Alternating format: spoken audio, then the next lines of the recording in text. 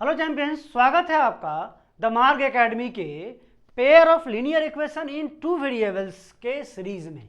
आज हम लोग सीरीज के डे 1 क्लास में देखेंगे।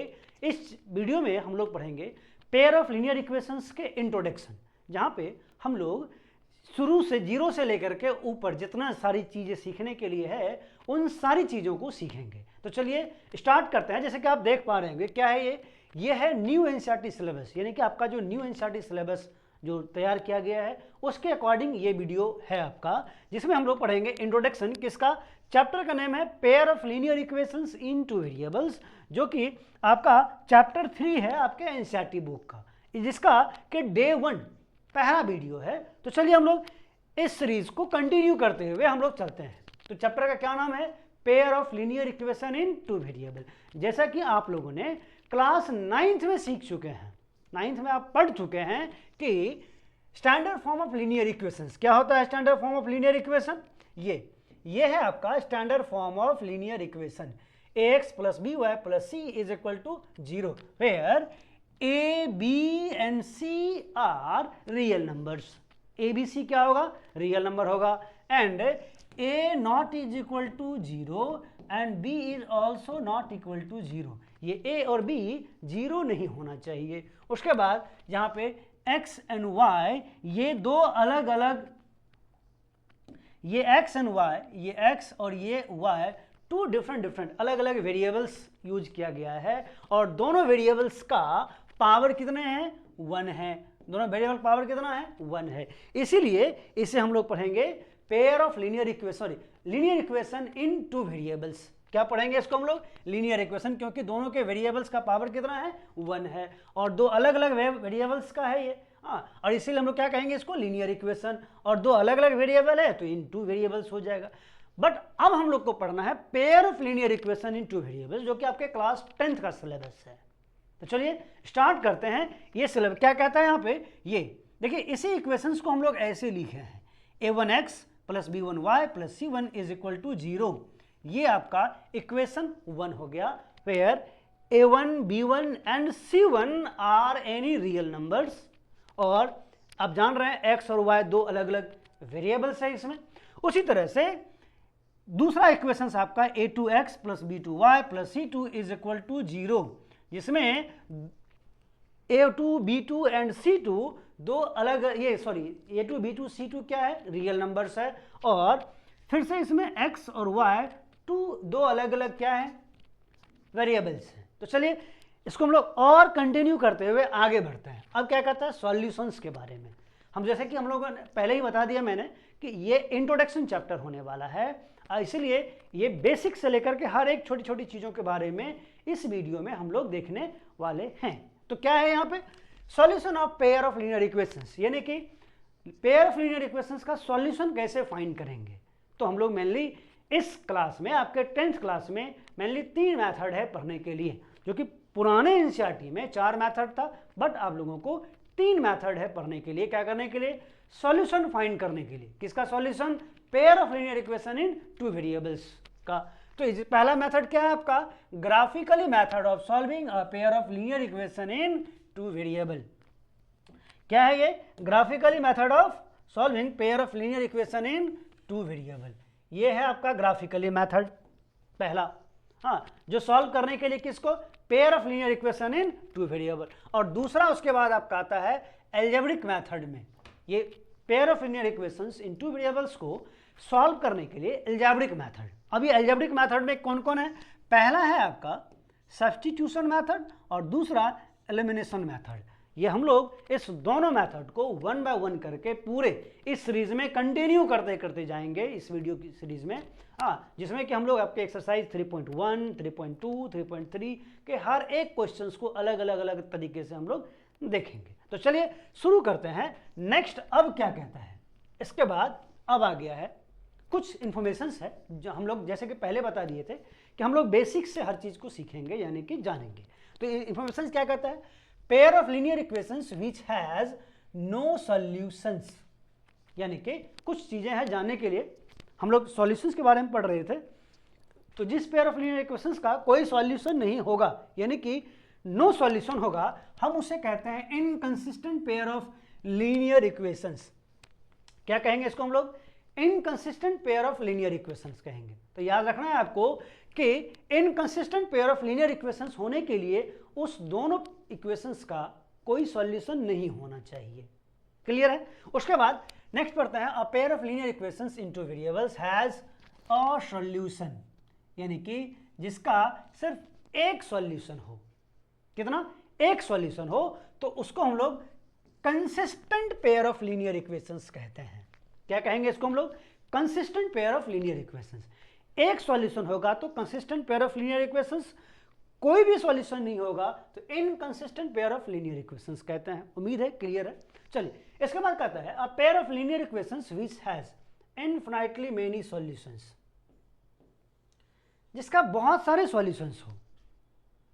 यहां पढ़े हम लोग नो सॉल्यूशन, यहां पढ़े यूनिक सॉल्यूशन यानी कि अ सॉल्यूशन, यहां पढ़ेंगे हम लोग मेनी सॉल्यूशंस यानी कि बहुत सारे सॉल्यूशंस। और जब बहुत सारे सॉल्यूशंस हो तो उस दोनों पेयर ऑफ इक्वेशंस को डिपेंडेंट पेयर ऑफ इक्वेशंस कहते हैं। क्या कहते हैं? डिपेंडेंट पेयर ऑफ इक्वेशन कहते हैं। आगे कहता है कि इसी डिपेंडेंट पेयर ऑफ इक्वेशंस को भी हम लोग कंसिस्टेंट ही कहते हैं। आपको ये याद रखना है। इसमें फिर से हम लोग इसको रिकॉल कर लेते हैं कि यदि कोई सॉल्यूशन नहीं होगा तो इनकंसिस्टेंट, एक सॉल्यूशन हो या फिर मेनी सॉल्यूशंस हो, एक सॉल्यूशन हो या मेनी सॉल्यूशंस हो तो उसको हम लोग कंसिस्टेंट कहेंगे। यानी कि एक सॉल्यूशन होगा तो भी कंसिस्टेंट, मेनी सॉल्यूशंस होगा तो भी कंसिस्टेंट, नो सॉल्यूशन होगा तो इनकंसिस्टेंट पेयर ऑफ इक्वेशन कहेंगे। क्लियर है? चलिए नेक्स्ट अब क्या कहता है यहाँ पे, अब हम लोग कुछ ग्राफिकली मेथड हम लोग यदि पढ़ने वाले हैं इसमें, हाँ, तो हम लोग ये जानेंगे, जैसे कि आप 9th क्लास में पढ़ चुके हैं। क्या पढ़ चुके हैं? कि लीनियर इक्वेशन का ग्राफ एक स्ट्रेट लाइन होता है। हमेशा लीनियर इक्वेशन का ग्राफ क्या होता है? एक स्ट्रेट लाइन होता है। लेकिन यहाँ पे हम लोग पेयर ऑफ लीनियर इक्वेशंस के बारे में पढ़ने वाले हैं, तो इसका दो स्ट्रेट लाइन बनेगा इसके ग्राफ में। और जब दो स्ट्रेट लाइन बनेगा इस ग्राफ में, तो दोनों स्ट्रेट लाइंस के बीच में जो रिलेशन होगा वो या तो ये दोनों स्ट्रेट लाइन एक दूसरे को एक पॉइंट पे इंटरसेक्ट करने वाला है, या ये दोनों स्ट्रेट लाइन एक दूसरे के पैरेलल होने वाला है, या ये दोनों स्ट्रेट लाइंस एक दूसरे के ऊपर में कोइंसाइड होने वाला है, यानी कि ठीक एक दूसरे के ऊपर रहने वाला है। तो हम यहां जानेंगे कि यदि ये दोनों लाइंस एक दूसरे को इंटरसेक्ट करेगा तो यानी कि ये एक दूसरे को सिर्फ और सिर्फ एक ही पॉइंट पे इंटरसेक्ट करेगा। यदि ये पैरेलल होगा, इंटरसेक्टिंग लाइन नहीं होगा बल्कि पैरेलल होगा, तो ये एक दूसरे को किसी भी पॉइंट पे इंटरसेक्ट नहीं करेगा। और यदि ये दोनों लाइन क्या हो जाएगा?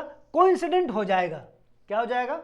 कोइंसिडेंट हो जाएगा। तो ये दोनों लाइंस एक दूसरे को एवरी पॉइंट पे कट करने वाला है, इंटरसेक्ट करने वाला है, यानी कि ये दोनों लाइंस एक दूसरे को हर एक पॉइंट्स पे टच कर रहा है। उम्मीद है क्लियर है। चलिए हम लोग फिर से देख लेते हैं। A lines may intersect at a single point. ये पेयर ऑफ लीनियर इक्वेशन से जो ग्राफ बनेगा उस ग्राफ में ये दोनों लाइन में भी एक दूसरे को इंटरसेक्ट करेगा एट अ सिंगल पॉइंट, एक पॉइंट पे इंटरसेक्ट करेगा। और यदि ऐसा हो तो इसको हम लोग यूनिक सॉल्यूशन कहते हैं। क्या कहते हैं? Unique solution. और यूनिक सॉल्यूशन हो तो इस दोनों इक्वेशंस को हम लोग कंसिस्टेंट पेयर ऑफ इक्वेशंस कहेंगे। क्या कहेंगे? कंसिस्टेंट पेयर ऑफ इक्वेशंस कहेंगे। क्लियर है? चलिए आगे बढ़ते हैं। लाइंस में भी पैरेलल, ये दोनों लाइंस एक दूसरे को इंटरसेक्ट नहीं करेगा बल्कि एक दूसरे के पैरेलल जाएगा। और जब ये दोनों लाइंस एक दूसरे के पैरेलल जाएगा तो उस कंडीशन में नो सॉल्यूशन हो जाएगा। यहां पे क्या हो जाएगा? नो सॉल्यूशन हो जाएगा। और जब नो सॉल्यूशन हो तो हम लोग इनकंसिस्टेंट पेयर ऑफ इक्वेशंस कहते हैं। ऐसा दो इक्वेशंस जिसका कोई भी सॉल्यूशन नहीं हो, हम उसे इनकंसिस्टेंट पेयर ऑफ इक्वेशंस कहेंगे। ऐसा इक्वेशंस जिसका सिर्फ एक सॉल्यूशन हो उसे कंसिस्टेंट पेयर ऑफ इक्वेशंस कहते हैं। आगे बढ़ते हैं। लाइंस में भी कोइंसिडेंट, कोइंसिडेंट कहने का मतलब है कि ये दोनों लाइन एक दूसरे के ऊपर ओवरलैप करेगा, एक लाइन के ऊपर ही दूसरा लाइन भी आएगा। और इस कंडीशन में हम लोग कहते हैं इनफिनिटली मेनी सॉल्यूशंस। क्यों? क्योंकि जब ये दोनों लाइन कोइंसिडेंट हो जाएगा तो ये दोनों लाइंस एक दूसरे को ईच एंड एवरी पॉइंट्स पे इंटरसेक्ट करेगा, यानी कि काटेगा। और यदि ऐसा हो तो इस इक्वेशंस को हम लोग डिपेंडेंट पेयर ऑफ इक्वेशंस कहेंगे। इस दोनों इक्वेशंस को क्या कहेंगे? डिपेंडेंट पेयर ऑफ इक्वेशंस कहेंगे। और डिपेंडेंट पेयर ऑफ इक्वेशंस को कंसिस्टेंट पेयर ऑफ इक्वेशंस भी कहा जाता है। उम्मीद है क्लियर होगा। चलिए अब हम लोग आगे बढ़ते हैं नेक्स्ट। अब यहां पे आ गया ये कि ये कंपेयर करने के लिए, और इससे हम लोग कुछ चीजों को जानेंगे, सीखेंगे, देखेंगे कैसे। क्या कहता है? a1x plus b1y plus c1 is equal to 0, ये इक्वेशन 1, और a2x plus b2y plus c2 is equal to 0, ये इक्वेशन आपका 2। और जैसे कि जानते हैं कि ये दोनों क्या कहलाता है? क्या कहलाता है? Standard form of pair of linear equations. क्या कहलाता है? Standard form of pair of linear equations कहलाता है। अब हम यहाँ पे हम लोग क्या करेंगे कि इसका जो कांस्टेंट है a1 बाय a2 इसका रेशियो, b1 बाय b2 इसका रेशियो, c1 बाय c2 इसका रेशियो करने वाले हैं। और इसके रेशियो के बीच में हम लोग कंपेयर करेंगे। पहला कंडीशन कहता है कि यदि इसका कंपेयर कुछ इस प्रकार से हो, a1 by a2 is not equal to b1 by b2, तो ये इंटरसेक्टिंग लाइन बनेगा। इसका यदि हम लोग ग्राफ बनाएंगे तो ये इंटरसेक्टिंग लाइंस बनेगा, और ये एग्जैक्टली वन सॉल्यूशन होगा इसका। क्या होगा इसका? एग्जैक्टली वन सॉल्यूशन होगा, यानी कि एक सॉल्यूशन होगा। क्लियर है? चलिए जैसे कि हम लोग देखते हैं अभी इसका कि ये वन सॉल्यूशन कैसे होगा, इसका कुछ एग्जांपल्स लेते हैं। जैसे यह है आपका x plus 2y minus 3 is equal to 0, ये आपका इक्वेशन 1 हो जाता है। और ये बन जाएगा आपका 2x plus 3y minus 5 is equal to 0, ये आपका इक्वेशन 2 हो जाता है। क्लियर है? अब हम लोग यहाँ पे a1 बाय a2 यदि करते हैं तो ये x के साथ में कोई भी कोफिशिएंट नहीं है, तो यहाँ पे 1 है, और ये बन जाएगा 1/2। क्या बनेगा? 1/2। और दूसरा हम b1 बाय b2 यदि करते हैं, b1 बाय b2, तो इसका कोफिशिएंट है 2, इसका 3, तो ये बन जाएगा 2/3। और जैसे कि आप देख पा रहे हैं 1/2 इज नॉट इक्वल टू 2/3, तो इसका मतलब हो गया कि a1 by a2 not equal हो गया b1 बाय b2 का। और इस कंडीशन में ये पहला वाला कंडीशंस को फुलफिल कर रहा है, यानी कि इस दोनों इक्वेशन से, ये जो दो इक्वेशन हम लिखे हैं, इस दोनों इक्वेशन से यदि हम लोग ग्राफ ड्रॉ करेंगे, क्या ड्रॉ करेंगे? ग्राफ ड्रॉ करेंगे, तो ये ग्राफ एक दूसरे को इंटरसेक्ट करेगा, इंटरसेक्टिंग लाइंस होगा। और जब एक दूसरे को एक ही पॉइंट पे इंटरसेक्ट करेगा तो इसका एग्जैक्टली वन सॉल्यूशन होगा। क्या होगा? एग्जैक्टली वन सॉल्यूशन होगा। क्लियर है? उसी तरह से हम लोग अब दूसरा एक एग्जांपल्स को देख रहे हैं। दूसरा हम लोग पेयर ऑफ लीनियर इक्वेशन लेते हैं। जैसे कि यहाँ क्या देखते हैं, ये है आपका x plus y minus 5 is equal to 0, ये आपका इक्वेशन 1 हो जाएगा। और ये हो जाएगा आपका 3x plus 3y minus 15 is equal to 0, ये आपका इक्वेशन 2 हो जाएगा। हाँ, अब हम लोग यहाँ पे क्या करते हैं, ये लिखेंगे हम लोग, ये a1 by a2 is equal to हो जाएगा ये 1/3। फिर हम लोग b1 बाय b2 लिखेंगे तो ये बन जाएगा फिर से 1/3। और फिर से हम लोग c1 बाय c2 यदि लिखते हैं तो ये बन जाएगा -5 बाय -15, ये कैंसिल, ये 3 टाइम्स में कैंसिल, तो ये भी बन जाएगा 1/3। तो क्या देख रहे हैं, 1/3 is equal to 1/3 is equal to 1/3। और इस कंडीशन में क्या बन रहा है हमारे पास, इस कंडीशन में बन रहा है a1 by a2 is equal to b1 by b2 is equal to c1 by c2। ये तीनों का तीनों क्या हो रहा है, ये आपका इक्वल हो रहा है। और यदि ये इस कंडीशन को फुलफिल कर रहा है तो ये कोइंसिडेंट लाइंस कहलाएंगे। ये क्या कहलाएंगे, कोइंसिडेंट लाइंस कहलाएंगे। और जब कोइंसिडेंट लाइंस हो जाएगा तो इसका इनफिनाइटली मेनी सॉल्यूशंस कहलाएगा।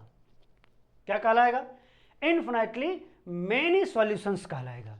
उम्मीद करते हैं क्लियर होगा। उसी तरह से हम लोग अब थर्ड्स को देखते हैं। तीसरा एक एग्जांपल्स को हम लोग देखते हैं। तीसरा एग्जांपल्स क्या कहता है कि एक ऐसा एग्जांपल्स लेना है जो आपका पैरेलल लाइंस ड्रॉ करना चाहिए। जैसे कि यहाँ देखिए, ये है आपका 2x minus 5y plus 3 is equal to 0, ये हो गया आपका इक्वेशन 1। और ये हो जाएगा आपका 4x minus 10y plus 5 is equal to 0, ये आपका हो गया इक्वेशन 2। इसमें भी यदि हम लोग a1 बाय a2 करते हैं तो ये बन जाएगा आपका 2/4। फिर से हम लोग b1 बाय b2 करते हैं तो ये हो जाएगा -5 bye -10 and c1 by c2 करते हैं तो ये बन जाएगा आपका 3/5। आप जब इसे काटेंगे तो ये 2 हो जाएगा, ये माइनस माइनस कैंसिल, 5 2 जा 10 हो जाएगा। और इस कंडीशन में ये बनेगा आपका 1/2, ये भी बनेगा आपका 1/2 और ये 3/5। आप देख रहे हैं कि ये इक्वल नहीं है, तो ये कैसा बन रहा है, a1 by a2 is equal to b1 by b2 is not equal to c1 by c2।